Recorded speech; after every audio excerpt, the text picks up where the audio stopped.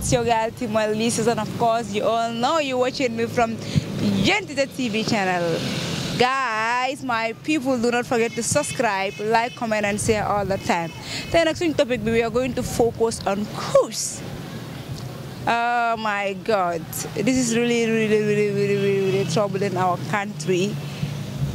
Like it's very serious. So today we are going out there to ask people about why do people smoke, Kust, and where did Kust come from, and etc. So do not forget to subscribe, like, comment and share all the time. Stay tuned. I want to ask a few questions, and which is about Kust boys in Kust, exactly. I think it's Kust, right? Balangatu. Dafa neex de. Comme gars ñu ngi wona seen lamé ñi kay. Xamantene mu la district lo xamantene yo nga dafa ba. Xam nañ mu yéré nit yi kay. OK. Ñom ñu ko def. Bala ñu lekka. Xawma lekka la xawma naan. Bala ñu naan ko gaay de. Yow xamuloo naka lañ ko defee. Xawma sa man maa ngi nii rek. Comme ñu xamante dañ lay tukkus lo am pour advice gaay. Yow brother. Gaay beatu gaay di naan, gaay di ba sa tamit gaay di julli. Yow loolu nga advice gaay. Steve mu ne ngeen bàyyi di saaca ngeen bàyyi di naan. So Steve, thank you so much for that wonderful advice. Lu daga ñu ko def moom wax dëgg fa ne Yàlla man xaw ma ko kenn ku nekk moo bëgg a topp bëgg a mbet dugg si loolu noonu man xaw ma si dara waaye comme kuus bi ñoo tuuti ni baaxut luy lay nit ak luy lor nit baaxut. So ban advice nga amal gaay su ko gaay mu ne bàyyi ñu toppa tay moo gën. Tay bi waaw. Tay bi moo gën. Ok tay bi moo gën kuus. Ana tay du tay du de. Ndik docteur du ba dañ dee fajee tay. Waaw. Fu ma foog ne kuus yi foofu la nekk a jóge naji leen ni ñoo ko fi asi. Naji leen ni ñoo ko fi asi. Loolu mooy benn problème suñu gis nga gouvernement ñoo war a lijjanti loolu. Ñoom dañ bëgg a lijjanti tout tay booy yi waaye duñ lijjanti saaca yu nekk si foofu noonu si boppam seen main problème bi. Kon am na saacakat yu nekk si. Gis nga Gambia fii nii ñun luñ dégg na ñoom loolu moo fi dugga ak luñ fi gis du benn nañ seet kon fan la nekk.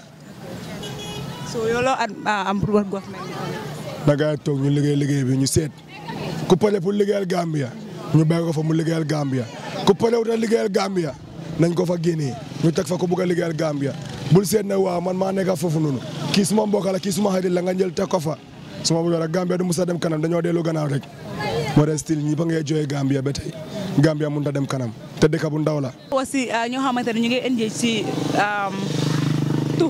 Kust bi.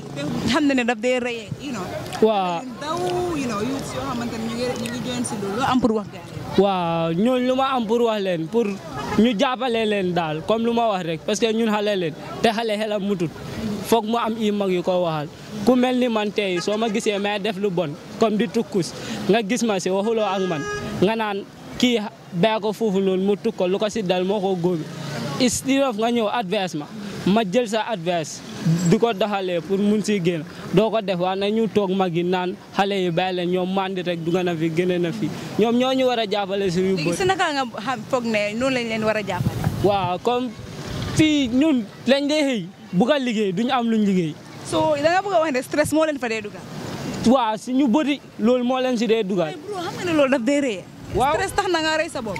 non jaru ko te soo si rëyee sa boppa tam yaa lor sa boppa waaye is better tam ak lum xaat nga jéem a dugal si dara moo tax fii trafic bi yëpp ñun ñoo si nekk parce que ñun rek a dee langa si moto yi suñ morom ñu rek because of pour ñu am job bu correct sax problème la te dëkk bi fii yëpp a seer loo xelaat mi ngi seer fii nii da ngaa liggéey am sa laas nga ñëw doo ko mën a reer bu correct sax doo ko si am. ok yow loo war a am ñoo xamante ne ñoo dee tux kus loo am pour wax gars yi kus ñu ko dee ba pare dañ leen dee ak yooyu loo am pour wax gars yi. loolu li nekk seen feebaram bi day gis den ñun xam ngeen seen si lopitaan yi fii léegi dañu ñëw comme ñu ñëw su fekkee ne am na suma problème may fay bolomètre yi ñu ko andi seen prostate kon si Gambie fii léegi ñu ñëw si coj ngeen ñu ñëw si expérience tey si coj bi ma wax dee suñu boppam bi. ok jërëjëf thank you so much. man dama tuddee Francis. loo xam ne dafay rey nit moom loolu baaxut ku nekk xam ne loolu loo xam ne dafay rey nit da nga ko war a bàyyi ngeen dem si beneen yoon loo xam ne doo mën a understand sax loolu sax fu lu ko defal sax kuus soo ko naanee nga dee lu la dee def si yëpp gis nañ ko sample ñu ngi bëri si dëkk bi vidéo si ñu ngi daw si town bi so obviously da nga war a nit yi boo use si de wala moytu loolu nga def yeneen moo gën nga ne la kuus soo ponee fine anga ko loolu de but kuus di moo nga naan rek instant within 5 minutes rek yu nga dee. So it doubts us so much that loo xamante ne dere and still now youths are doing it yow loo foog ne loolu lañu war a def. ñu ko dee ici si dëkk bi foofu lañ ko war a stoppé xam nga suñ ko stoppé dugg si dëkk bi kenn du dee. foofu la dee jógee. that's the main problem kenn xamul fu mu dee jógee ku ko dee dugal kenn xamul. dëgg la toog nga ne waa lii garab lii fu mu dee drogue bi fu mu dee jógee nga toog nga xalaat sax yow sax doo dee xam fu mu dee jógee bot nit moo ko dee dugal si dëkk bi nit moo ko dee dugal. yow kan nga ne ka di suspect ne kooku moo ko dee dugal si dëkk bi. su ma la wax ni loolu dafa mel ni tuuma la anyway man moom mënuma am benn idée. nga wax sa xalaat la yow loo koo foog ne comme kooku moo ko dee assisté si dëkk. comme struggle si dee dugal si dëkk comme mais mun naa ne ka foone na si man su ma xalaat dafa mel ni foone na si moo dee dugal bi ko Gambien si xamul lii soo waa ay taay nii Gambien si dem ko dee dugal nangu naa comme façon drugs bi non lii foore na ñoo ko dafa sérieux dafa sérieux. ban advice nga amal government bi tamit ak youth si. non dañ war a jóg si lii waaw lii moom koo xam ne daf ko dee jaay daf ko dee dugal si dëkk bi gaa téye ko arrest ko suñ ko defee loolu ku su dugal si dëkk bi booda bi tamit dafa war a skio am xam nga loolu mooy main problème Gambia ku nekk mun naa dugal ku nekk mun naa jéena ñu dee dugal lii si booda bi lañ ko dee dugalee nekku ne Gambia fi lañ ko dee defalee alhamdulilah si booda bi lañ ko dee dugal si dëkk bi c'est-à-dire di ko tasaare si yuut si tam di ko laa di gën xam nga mu ngi overrate suñu yuut si dëgg ne tawan mu ngi overrate yuut si daal comme aw ma expérience la bi ko du ma tuukat du ma dee naan ataaya yooyu noonu boo ma si bot booda bi affaire foofu la dee dugal mu dugal si Gambia mooy main place comme soo amee mun nañoo ski foofu kuy dugal meg soo dee ñu xam lu nekk si ku nekk looy dugal si dëkk ñu xam fii da ngaa ñëw gars yi loo amee aw ma dara gars yi bàyyi mais bi kooku moo amee kuus bi mu ngi ko dem soblay wala ñu ko daan moo tax ku ko téye bàyyi fa xam na ku ko jaay da nga wax xam ku ko jaay affaire yi loolu la da ngaa interview ba téye borom am comme man su ma amee yaa ma ko jaay foo ko jëlee diw moo ma koy laamin gaa téye laamin buuba paata dañuy xam affaire yi fu mu jógee loolu suñ ko defee dañoo xam affaire bi comme right now it's very dangerous drugs boobu dafa over dangerous Gambia. lu tax booy si ñu dee def loolu lu tax ñu dee tux kus. waa xam nga si sa xalaat yow. waaw man si suma xalaat xam nga man tamit du ma ko def. non because loolu drogue la waaw te drogue moom baaxul soo ko demee ba tàmm doo ko mën a bàyyi te soo ko mënee bàyyi doo ko mën a bàyyi te am na noo koy bàyyi itam feebar lay nekk ci yow waaw te su demee ba nekk feebar ba docteur yi ñu ko mën a faj. loolu mooy dee rek. loolu fan nga foog ne kus bi foofu la dee jógee. xaw ma nag non xaw ma. ban advice nga amal youth yoo xamante ne ñu ngi tuux kus te gars ñu ngi lost seen life ak ñoo xamante ne ñu ngi attempt pour def ko ñu ngi am intention to do it ban advice nga amal gars yi. ñu bàyyi. waaw koo xam ne bëgg na koy def bu mu ko def. ku koy dem ba xas ko def itam maa ngi ko ñaanal itam mu bàyyi wala ma digal ko mu bàyyi because xale moom. dafa war a liggéey comme ñi nga xale yëpp te ñoom seen bëgg-bëgg rek mooy liggéey waaw xam nga àndandoor mooy dem ba yàq nit lu bëri. Question is where exactly do you think this kus is coming from? To my knowledge, it seems like it's been imported into the country. So with that being said, I think the security sector has a big role to answer to those questions. So yeah, because considering the fact that it's been imported and then they say it's according to videos I've seen on TikTok or apps, like it involves, I don't know, human bones or stuff like that. Exactly. Yeah. So with that being said, I think we don't have that capabilities to manufacture it here. Yes. So it's mostly imported, and then our border needs to be looked into. Yeah. So that's your advice. Yeah, do you think government have a hand in this? Well, I cannot say. Well, definitely I cannot say. Yeah. What advice do you have for the youths that intend to smoke it or they are trying to, they are trying to try this particular course? Yeah, definitely. Because we have seen results that it's killing, and it's been their testament that it's killing. So obviously, yeah, definitely. Anyways, thank you so much. Parce que many of the Gambian boys are dying because of kus. Okay. Because of kus. Kus is not good. It's not good. You don't come your hamulo gana ko de lekadi dilifine. O ya ngedem. Yang ko def. What advice nga amal guy? Last year 15 boys. Last year 15 boys die and 1 girl. That is not good. And even girls are part of it. Girls are part of it. God is part of this. So you fan nga fa ne kus bi fofu la de gena fofu la de xawma fa la dee génn de en tout cas waaw xawma fa la dee génn. waaw léegi ban advice nga amal sa brothers yi ak sister yoo xamante ne ñu ngi koo def wala ñu ngi ko bëgg a def ñu ngi mooy try xale ñu taxaw fii yëpp ngeen yëpp ngeen oytu nag soo leen demee cil ngeen def seen bopp da ngeen mbaandu fekk mbaandu le ngeen di téye cigarette wala kuus wala lifin ngeen di poon aha oris ngeen bàyyi loolu noonu ngeen bàyyi di poon baaxul da nga yaay sa lii rek sa bopp rek man noonu la. Anyways, thank you so much.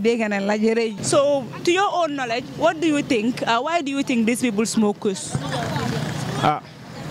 Just I'll not try rek. Okay, very nga fight na society kono. But they are wol kanalong. Ñun tintel tembol mun ka bondele ka sile. Dinnon wol kanalo mun ka to mum moy fam. Ala kanati ne yaaje ñala fam. Yeah, because ñi tulo ya moy rek. Ite la memory barakatala ñi ya moy rek e ka la file mol be sotole kono mol be la fila fo ya je ñala ndu ñi ya je ñala fo ya tes so ñanda o duala bag na society kono ngo try o kana soto no je amra munana kam mandi wol ka ñing kuston tay ka saba ite la mire ya te amra munana kam mandi ka ñing dos kanyo marcelon dron communauté si nga fo boy nte si hañe munna ite ta hañe la ye nte mu nte la fitte tedi mbe support la ya mumbe tinya kam mbe support la mba fale ndoge ñin ndoge le grawta boy ñin ndoge ka hañe mun ite hañe la kala otumo ñin ndoge ibati nyaka because ñoo kuma kam dunda kono abe hañila ba bakela hana man pare akela barito lo ñin ko mi ka hañinda kan so way society hani ñamo ñaja sabala siata society ko e si ba promote la ñamo bete ata kirib karab ñama ibuka sila ku hani ñim football o te e kadi nun marsala ñamo sawala ñaje na jam football o mantano ñato wolom ñi ñamo so be ka fitle ibuka sila ibe attacking kala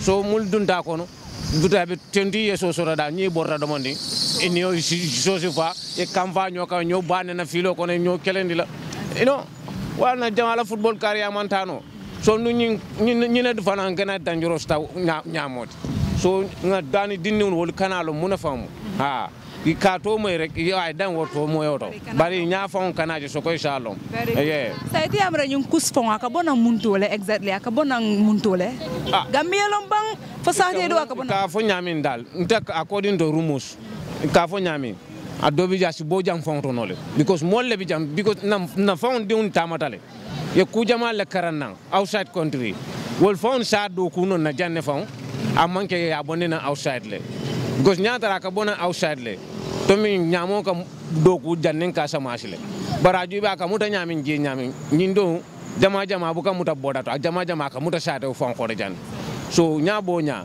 mo saji ko aka adokulal ben fon fe jan hani man ki jandi mutu bare dokulal be tarra jan say mamum faka last question of kala monte wala muna begere tala advice ti youth sol mu yalan ko they are out there mu yalan ko yakele fa pareta illustre life la say mol fota wala say mu yalan ko ba try kam pour kake yalan pour ka dunje wonto dol fu ya intern la pour kake I understand say ya test very good but amam ku kere luckily they are safe say it as a youth yamu advice ndesi ñine fono youth sole comme ko ñim fenna mu yalan ko kana jube ko kar ka mala man ku ko lan defana ma han ka test dol ba hani ya ñi ñande ka fa kana limit ay ba limit lale kana mu me fone practice so ko sal limit because o limit ro ngame da amina tambilale amina tambila lumbe sotola ibe tara programme la walina ya hamme yakku ke molum ay tambi bulu so janni bo abe tambile bulu ikana mu me fon ikana test la so ko sa asi tambi bulu nte bo daniro kala wala mbadi gambianol mo be dane la wala mo le ko mo la ko mo ñiata